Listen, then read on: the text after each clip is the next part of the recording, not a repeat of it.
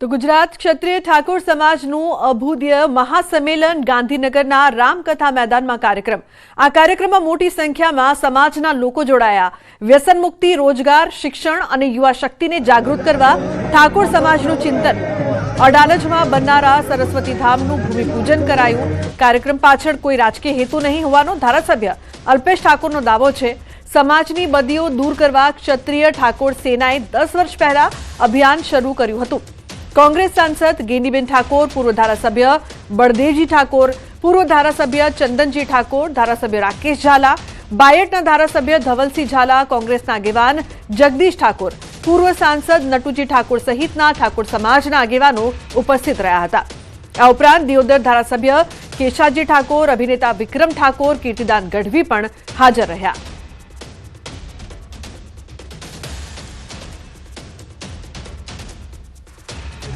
एक गरीब वंचित लोको, एक एवा लोको जे विकास जंके छे, एक एवा लोको जे पोतानी भूख साथे मळ्या, एक एवा लोको के रात्रे पोताना दर्द साथे मळ्या अने पोताना बाळकोना उज्जवल भविष्यनी जे सपનું જોયું હતું એ સપનું પૂરું થતું જોવા માટે આખી રાત જાગ્યા અને એમનો સાચા અર્થમાં અભ્યોદય થાય અને સાચા અર્થમાં એમનું આવનારું ઉજ્જવળ ભવિષ્ય સારું શ્રેષ્ઠ સમય લઈને આવે।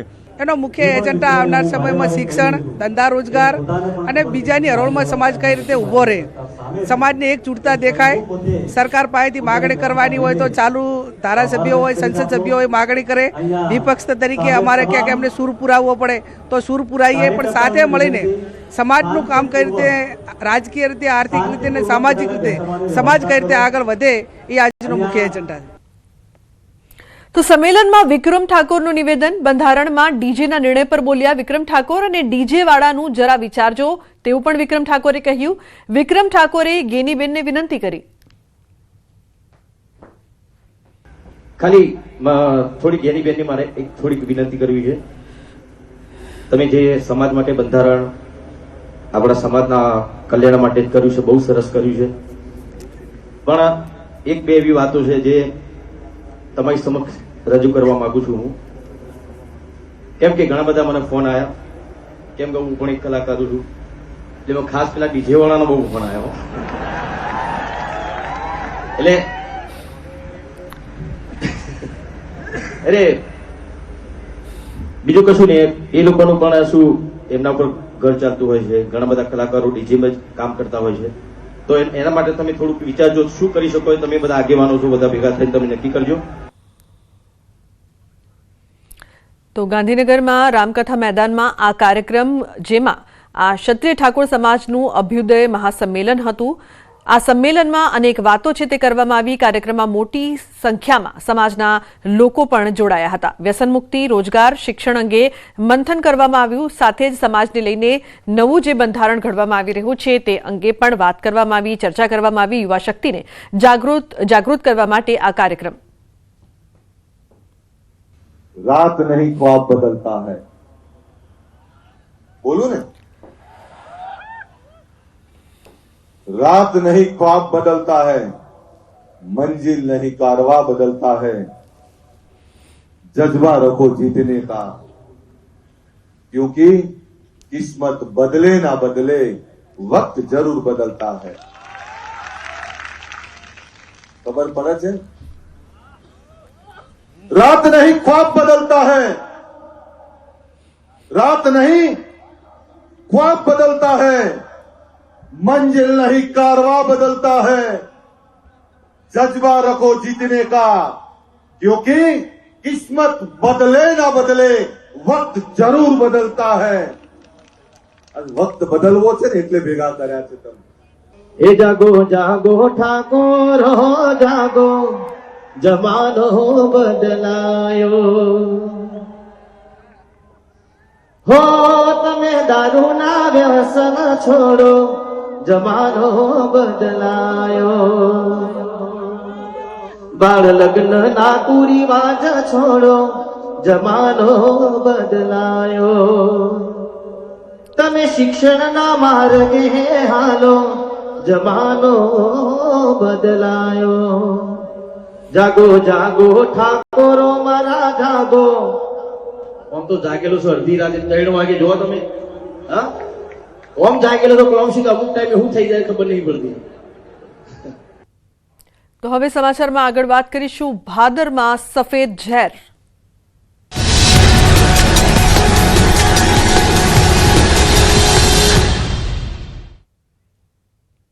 તો ભાદર નદી પ્રદૂષણ મામલે ખેડૂતોનો હલ્લાબોલ. જેતપુરના કેરાડી ભાદર નજીક ખેડૂતોનો હલ્લાબોલ. ભાદર નદીમાં સતત વધી રહેલા પ્રદૂષણને લઈને ખેડૂતોમાં ભારે રોષ છે. અનેકવાર રજૂઆત કરવા છતાં પરિસ્થિતિ ઠેરની ઠેર છે. ખેડૂત આગેવાનો સહિત ખેડૂતોએ સૂત્રોચ્ચાર કરીને વિરોધ કર્યો છે. પ્રદૂષણ મામલે અનેકવાર રજૂઆત કરવા છતાં જીપીસીબી દ્વારા કોઈ કાર્યવાહી નહીં. કેરાડી, લુણાગરા સહિતના આજુબાજુના ગામોના ખેડૂતો ભાદર નદી પહોંચીને વિરોધ કરી રહ્યા છે. તો ઉલ્લેખનીય છે કે ખેડૂતો દ્વારા હલ્લાબોલ કરવામાં આવ્યો છે. મુનાફ લાઈવ જોડાયા છે વધુ માહિતી આપવા માટે. વધી રહેલા પ્રદૂષણને લઈને જે પ્રકારથી ખેડૂતોમાં ભારે રોષ છે. મુનાફ, અનેક વખત રજૂઆત કરવા છતાં પણ કોઈ પરિસ્થિતિને બદલાવ નથી જોવા મળી રહ્યો. શું હાલની માહિતી? ખેડૂતોમાં કેટલો રોષ આપ જોઈ રહ્યા છો મુનાફ?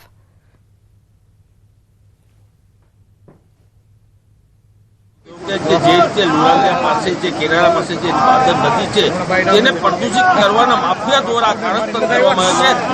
આપણે પેલા આના સીધા દ્રશ્યો બતાવ્યું કે કાશ્મીર જેવા અત્યારે દ્રશ્યો છે કે જાણે કાશ્મીરની ચાદર હોય તે ચાદર વિચારી જેવા દ્રશ્યો છે કે આ રીતે માફિયા દ્વારા પાણી છોડવામાં આવે છે. આ બે સવારથી ખેડૂતો વિરોધ નોંધાવ્યો છે, હલ્લાબોલ કર્યો હતો.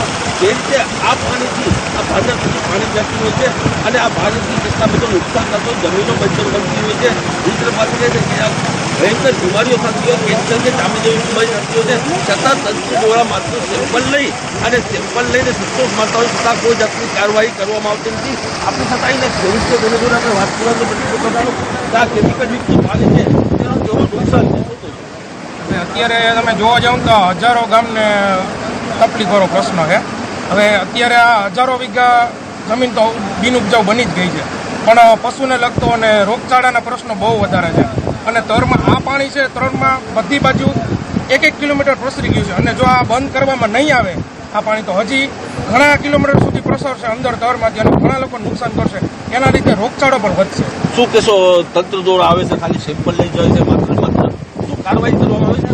તંત્ર દ્વારા આવે છે તો ખાલી સેમ્પલ તો ભરવામાં જ આવે છે, પણ પાછળથી કોઈ રિઝલ્ટ આપવામાં આવતું નથી. શું કહેશો કાકા, જમીનમાં કેવું નુકસાન? જમીન બંજર બની જાય છે. કોઈ પણ વાવેતર હોય તો તે ઉપજ આવતી નથી અને માલઢોરને પણ એવું નુકસાન કરે છે. અને આ 100 કિલોમીટર સુધીના રેશિયામાં આ પાણી નુકસાન કરે છે. છતાં પણ અત્યાર સુધીમાં અનેકવાર સેમ્પલો લેવામાં આવ્યા છે, તો હજુ સુધી કોઈ પણ સેમ્પલનું રિઝલ્ટ બહાર આવ્યું નથી. તો સત્વરે આનું રિઝલ્ટ જાહેર કરે અને સરકાર આ પ્રદૂષિત પાણીને બંધ કરી અને યોગ્ય કાર્યવાહી કરે એવી અમારા ખેડૂતોની માંગ છે. શું કહેશો ભાઈ, કેવું નુકસાન? પશુ પક્ષી પાણી પીતા હોય, શું નુકસાન કેવું? પશુ પક્ષી પાણી પીતા હોય ત્યારે ઘણીવાર પશુને ઘણા પ્રકારના રોગ પણ થવાની આમાં સંભાવના રહે છે. માણસોને પણ ચામડીના રોગ થાય છે. એટલે આ ભારતીય જનતા પાર્ટી આમાં સૂઈ રહી છે એવું ચોખ્ખું નજરે દેખાઈ રહ્યું. ચોક્કસથી વાત કરવામાં આવે લુગના કે આ રીતે ખાલી માત્ર તંત્ર દ્વારા સેમ્પલ લેવામાં આવે છે, સેમ્પલ લઈને સંતોષ કરવા, બાકી કોઈ કાર્યવાહી હજી સુધી કરવામાં નથી આવતી. આ પાણી છે પ્રદૂષિત પાણી કોના દ્વારા, માફિયા દ્વારા ઠલવવામાં આવે છે, એક મોટો સવાલ છે. જી લુગના. મુનાફ, જે પ્રકારથી આટલું બધું પ્રદૂષિત પાણી છે તે આવી રહ્યું છે, રોગોની વાત થઈ રહી છે, પશુઓમાં માંદગી વધી રહી છે, આ સફેદ ઝેર તંત્રને શું દેખાઈ નથી રહ્યું? કોઈ પણ જાણકારી છે ખરી કે ક્યાંથી આવી રહ્યું છે અને કેમ આના પર કોઈ પગલાં નથી લેવામાં આવી રહ્યા? તેવા કોઈ સંકેત, કોઈ જાણકારી મુનાફ?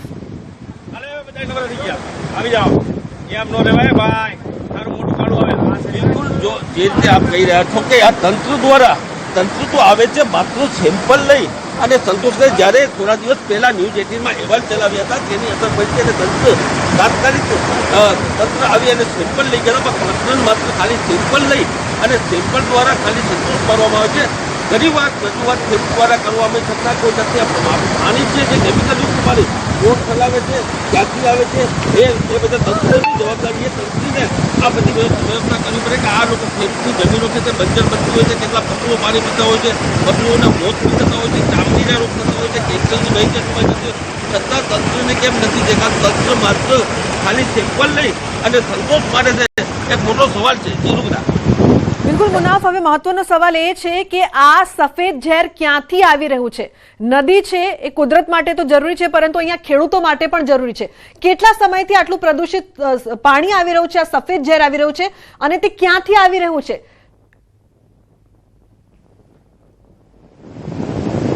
બિલકુલ ચોક્કસ આ જે ભાદરનું પાણી છે જેતપુરથી ડાયરેક્ટ આવી રહ્યો છે. જેતપુરના અંદરમાં જે નગરપાલિકા દ્વારા જે ભોગરા છે તેમાંથી આવી રહ્યો છે તેવું અત્યારે થઈ રહ્યા છે.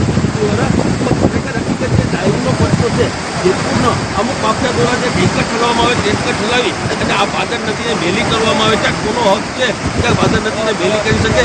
પણ અત્યારે આ ભાદર નદીનું પાણી સીધો ભાદર 2 માં જતું હોય છે અને 2 હજારો વીઘાની જમીન છે તે જમીન બંજર બનતી હોય છે. જી લુગડા.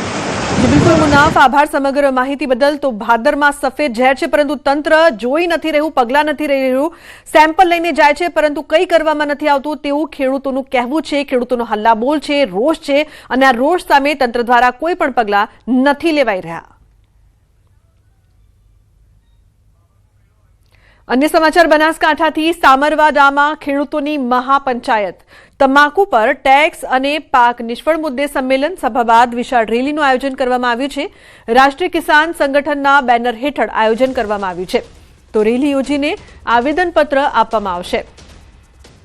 તો સભા બાદ વિશાળ રેલીનું આયોજન કરાયું છે. ઉલ્લેખનીય છે કે બનાસકાંઠાથી મહત્વપૂર્ણ સમાચાર.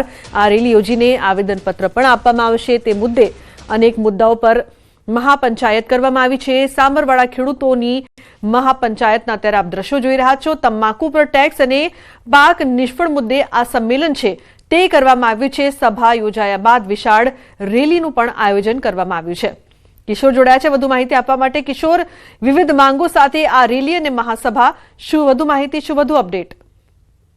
ચોક્કસથી ખેડૂતોની અલગ અલગ માંગોને લઈને આજે ખેડૂતોની મહાપંચાયત અત્યારે ચાલી રહી છે. ધાનેરા તાલુકાના સામરવાડા ગામે અત્યારે આ મહાપંચાયત શરૂ થઈ છે. તેમાં મોટી સંખ્યાની અંદર ખેડૂતો ઉમટ્યા છે. ખેડૂતોની મુખ્ય માંગ એ છે કે તમાકુ પર 65% જેટલો જંગી ટેક્સ જે રાખવામાં આવ્યો છે તેને લઈને ખેડૂતોને તમાકુનો પૂરતો ભાવ નથી મળી રહ્યો. તે ઉપરાંત ખેડૂતોની બીજી માંગ છે કે કમોસમી વરસાદના કારણે ચોમાસુ પાક નિષ્ફળ ગયો છે. તેના સાચા ખેડૂતોને સરકાર દ્વારા પૂરતા પ્રમાણમાં નાણાકીય સહાય આપવામાં આવેલ નથી. આ તે બે માંગો સાથે અત્યારે આ ખેડૂતોની મહાપંચાયત ચાલી રહી છે. તે બાદ ખેડૂતો ધાનેરા લાલચોક ખાતે પહોંચશે અને લાલચોકથી રેલી સ્વરૂપે નાયબ મામલતદાર, નાયબ કલેક્ટરને આવેદનપત્ર આપીને ખેડૂતો તેમની માંગ જે છે તે સરકાર સામે રજૂ કરશે. લુબના. બિલકુલ કિશોર, આભાર સમગ્ર માહિતી બદલ. તો જે માંગ છે તે સરકાર સમક્ષ રજૂ કરવામાં આવશે.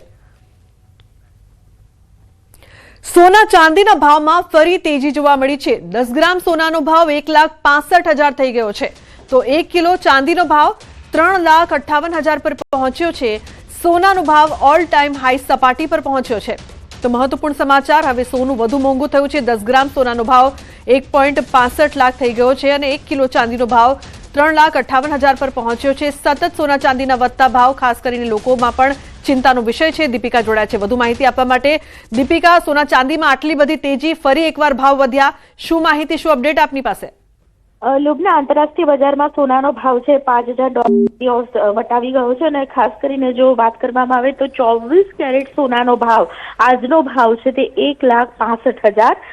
જ્યારે ચાંદીમાં પણ આગ ઝરતી તેજી જોવા મળી રહી છે. વૈશ્વિક બજારમાં જે પ્રકારની અનિશ્ચિતતા છે તેને લઈને ખાસ કરીને સોના ચાંદીના ભાવ હજુ પણ વધી શકે તેવી શક્યતાઓ નિષ્ણાતો માની રહ્યા છે. જોકે હજુ પણ સોના ચાંદીના ભાવ વૈશ્વિક ચઢાવ અને તેમાં પણ ખાસ કરીને બજેટની જે પ્રકારે એક્સપેક્ટેશન છે તેને લઈને નિષ્ણાતોનું માનવું છે કે હજુ પણ સોના ચાંદીના ભાવ વધી શકે છે. મહત્વની વાત છે કે યુએસ નીતિઓ અને ખાસ કરીને ફેડરલ રિઝર્વના નિર્ણયો છે તેના દ્વારા પણ ખાસ કરીને સોના ચાંદીના ભાવમાં જે ઉથલપાથલ છે તે જોવા મળી રહી છે. જોકે આજનો જે ઓલ ટાઈમ સપાટી વટાવી ગયો છે, છેલ્લા 10-15 દિવસની વાત કરીએ તો દરરોજ લગભગ 5,000નો વધારો ઓવરઓલ જોઈએ તો જોવા મળી રહ્યો છે. તો હાલ 1,65,000ની સપાટી છે તેને સોનું પહોંચ્યું છે અને હજુ પણ ભાવ વધી શકે તેવી શક્યતાઓ જોવા મળી રહી છે. બિલકુલ દીપિકા, ચિંતાનો વિષય ખાસ કરીને તમામ લોકોની સાથે મહિલાઓ માટે પણ વધુ જોવા મળી રહ્યો છે અને આ ચિંતાની વાત આપે જણાવી કે હજુ ભાવ વધશે. આખા મહિનાની જો દીપિકા વાત કરીએ તો સમગ્ર મહિનામાં કેટલો ભાવ વધારો જોયો છે આપે? બિલકુલ સમગ્ર મહિનાની જો વાત કરવામાં આવે તો જાન્યુઆરી મહિનાની અંદર 2026નો પહેલો દિવસ હતો જ્યારે સોનાના ભાવમાં લગભગ 1,45,000ની આજુબાજુ ભાવ ચાલતો હતો. એટલે અત્યારે કહી શકાય કે સોનાના ભાવમાં આજે 27 તારીખે કહી શકાય કે જે પ્રકારે 1,65,000નો ભાવ છે તે જોવા મળી રહ્યો છે. એટલે લગભગ 25,000ની આસપાસનો જે ડિફરન્સ છે એટલે 25,000 થી 30,000નો જે ભાવ વધારો છે તે સોનામાં જોવા મળી રહ્યો છે. જો એક બીજી તરફ ચાંદીની વાત કરવામાં આવે તો ચાંદીની જે સપાટી છે 2 લાખની આસપાસ 2,65,000ની આસપાસ જોવા મળી રહી હતી, જે અચાનક જ 3 લાખ એટલે બહુ મોટો ફેરફાર કહી શકાય કે 50,000 થી 70,000ની આજુબાજુ જે છે તે ચાંદીનો ભાવ વધારો તેમાં પણ જોવા મળી રહ્યો છે. એટલે આટલો મોટો ડિફરન્સ જે જોવા મળી રહ્યો છે અનેક જે વૈશ્વિક નીતિઓની મેં વાત કરી કે તે પ્રકારે અનેક કારણો જવાબદાર છે, પરંતુ મોટો ભાવ વધારો બિલકુલથી 2026નો આ કહી શકાય. લુબના, દીપિકા, ભારત અને EU વચ્ચે FTAનું જે એગ્રીમેન્ટ થયું છે શું તેની પણ અસર પડી છે અને આવનારા સમયમાં પડશે ખરી? બિલકુલ, કારણ કે વૈશ્વિક તણાવ છે અત્યારે અને તેને કારણે સોના ચાંદીના ભાવમાં સૌથી વધારે વધારો જોવા મળે છે. બીજી તરફ ખાસ કરીને તમામ બેંકો છે તે પોતાના રિઝર્વ કહી શકાય કે સોના ચાંદીની ખરીદી સૌથી વધારે ખરીદી કરી રહી છે. એમાં પણ 4 દિવસ બજારમાં જે પ્રકારની રજા જોવા મળીને ત્યારબાદ સોના ચાંદીના ભાવમાં આ વખતે આ સપ્તાહની અંદર સૌથી વધારે મજબૂતાઈ છે તે જોવા મળવાની હતી અને તે પ્રકારે હાલ મજબૂતાઈ જોવા પણ મળી છે. ફેડરલ રિઝર્વના જે નિર્ણયો છે તેના દ્વારા પણ સોના ચાંદીના ભાવમાં ટેરિફના મુદ્દાઓ છે તે પણ મહત્વના બની રહ્યા. તો આ પ્રકારની જે અનિશ્ચિતતા વૈશ્વિક બજારમાં જોવા મળી અને તેને કારણે સોના ચાંદીના ભાવમાં હાલ વધારો જોવા મળે. તો હજુ પણ તે પ્રકારે આપે કહ્યું કે જે પ્રકારે MOUની અસર તો તે પણ બિલકુલ કહી શકાય. હજુ પણ બજેટ આવનાર છે તો બજેટને લઈને પણ મહત્વની ચર્ચા વિચારણા રહેશે. સોના ચાંદીના ભાવમાં હજુ પણ ઉથલ પાથલ થઈ શકે તેવી શક્યતાઓ વર્તાઈ રહી છે. બિલકુલ દીપિકા, આભાર સમગ્ર માહિતી બદલ.